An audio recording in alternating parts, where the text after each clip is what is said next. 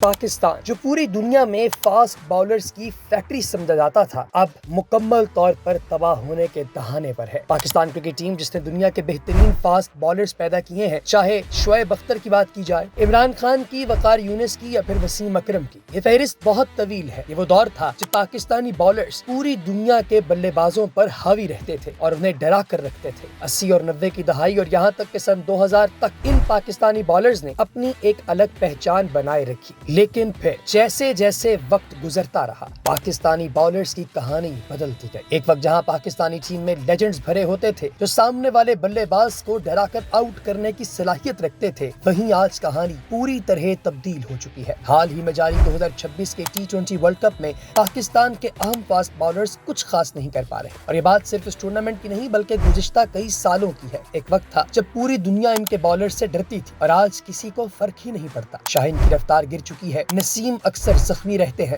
Haris runs لٹاتے ہیں اور باقی باؤلر صرف کاغذ پر ہیں، ان کی کارکردگی میدان میں نظر ہی نہیں آتی۔ اسی لیے یہاں ایک سوال بنتا ہے کہ کیا پاکستان کے پریمیم فاسٹ باؤلرز اب ایکسپوز ہو چکے ہیں؟ کیا وہ اس قابل نہیں بچے کہ ٹیم میں اپنا حصہ ڈال سکے؟ اور کیا ان کا کرکٹ بورڈ کھلاڑیوں کو صحیح سے مینج نہیں کر پا رہا، نئے ٹیلنٹ کو سامنے لانے میں ناکام ہے اور ایک طرح سے پاکستان ٹیم کو برباد کر رہا ہے؟ آئیے جانتے ہیں پاکستان کی پیس فیکٹری کے خاتمے کی کہانی۔ بات کرتے ہیں کہ کیسے پاکستانی باؤلرز کو پیس فیکٹری کا ٹیگ ملا۔ یہ 1980 اور 1990 کی بات ہے جب ٹیم کی کپتانی عمران خان کے پاس تھی۔ وہ خود ایک خطرناک آل راؤنڈر تھے، مگر اس وقت ٹیم کے اصل مانسٹرز وسیم اکرم اور وقار یونس تھے۔ ان دونوں نے پاکستان کرکٹ کی پہچان بدل دی۔ کوئی بھی بلے باز انہیں کھیلنا نہیں چاہتا تھا، اور لوگ وسیم اکرم کو کنگ آف سوئنگ یعنی سلطان آف سوئنگ کے نام سے جانتے تھے۔ ان کے پاس رفتار، سوئنگ، یارکرز اور بے شمار ورائٹی تھی۔ ان کا سب سے خاص ہتھیار ریورس سوئنگ تھا، جس کی وجہ سے ڈیتھ اوورز میں انہیں کوئی چھو بھی نہیں پاتا تھا۔ اس کے بعد آتے ہیں 90 اور 2000 کی دہائی میں شعیب اختر، جنہیں راولپنڈی ایکسپریس کے نام سے جانا جاتا ہے۔ مستقل 150 کلومیٹر فی گھنٹہ سے زیادہ کی رفتار نے انہیں انتہائی خطرناک بنا دیا۔ پھر محمد آصف، محمد عامر اور سہیل تنویر جیسے نوجوان آئے۔ اگر میں محمد آصف کی بات کروں تو وہ ایک الگ ہی لیگ کے بالر تھے، جنہیں لیجنڈز نے بھی سراہا۔ ان کی سوئنگ ناقابل یقین تھی، لیکن پھر پاکستان کی تاریخ کا ایک بھیانک موڑ آیا جب یہ سب کے سب فکسنگ سکینڈل میں آ گئے۔ محمد عامر کا نام بیچ میں آیا اور ان کا کریئر بری طرح سے تباہ ہو گیا۔ جب شاہین آفریدی، نسیم شاہ اور حارث رؤف آئے تو توقع تھی کہ یہ